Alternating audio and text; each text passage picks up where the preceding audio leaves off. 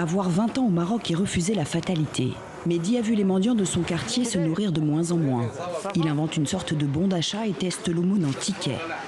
Commerçant, mendiant, population, les Marocains applaudissent l'idée. Et Mehdi change aujourd'hui la vie des plus démunis. Yassine a lui-même fait des kilomètres en campagne pour évaluer ses prototypes de frigo écolo. Ici, ni porte ni chauffage, ni eau, ni électricité, mais désormais de quoi conserver le peu de nourriture de cette famille de 8 personnes. Yassine et Mehdi ont donc fait le choix d'investir dans leur pays, nouvel horizon d'une jeunesse diplômée, créative et confiante. Ça part d'une envie d'appliquer tout ce que j'ai pu apprendre à l'étranger pour aider le Maroc. Économie, écologie, nouvelles technologies, sociales, culture, image de la femme. Avoir 20 ans au Maroc et bouleverser les codes. Comme Asma, Maalem Gnawa dans un milieu traditionnellement réservé aux hommes et dont les concerts en public servent au symbole. Je suis une fille du Gembri et même si je joue avec des hommes, aucun problème parce que je connais mon métier. Les hommes critiquent les femmes. Les femmes ne peuvent pas faire ci ou ça, mais non, on peut tout faire. Hein les filles, vous savez jouer. Près de la moitié de la population marocaine est née après 1993, date du début de l'Internet, et l'outil a révolutionné la prise de parole. On écrit toujours sur les murs, mais ceux virtuels permettent d'aborder des sujets plus sensibles. Avec la web-série Jaoujab, de jeunes femmes témoignent pour la première fois, pas d'autocensure. J'ai été agressée sexuellement par un membre de ma famille.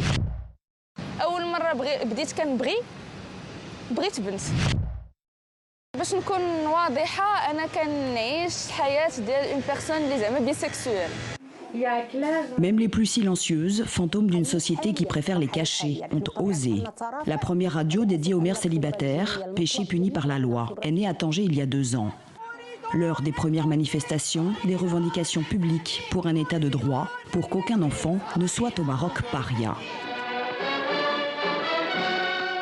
La jeunesse est au cœur des discours du roi Mohamed VI depuis son couronnement.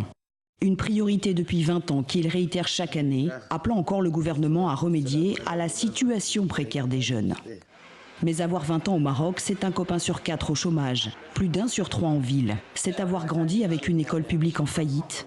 Comment donc retenir ces mineurs prêts à risquer leur vie pour partir?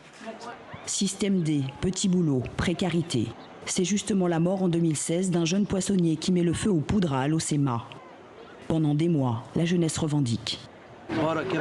Terminer la corruption, ça suffit de voler la fortune du peuple, de nous mettre systématiquement de côté. On sort un peu notre colère, on essaye juste de l'exprimer. Le conflit est finalement politisé, des centaines d'arrestations, de lourdes condamnations. Le dialogue ne s'ouvre pas et l'affaire révèle le dilemme de la jeunesse elle-même. Comme à Gerada, avec la révolte des mineurs de fond. Car avoir 20 ans au Maroc, c'est vivre dans la contradiction. Être plus libre aujourd'hui de s'impliquer, mais sur quel terrain? Pouvoir manifester, mais pas trop longtemps. Appeler comme dans les discours royaux à plus de justice sociale, mais ne pas intervenir dans l'action politique. C'est tenir le cap, mais naviguer à vue.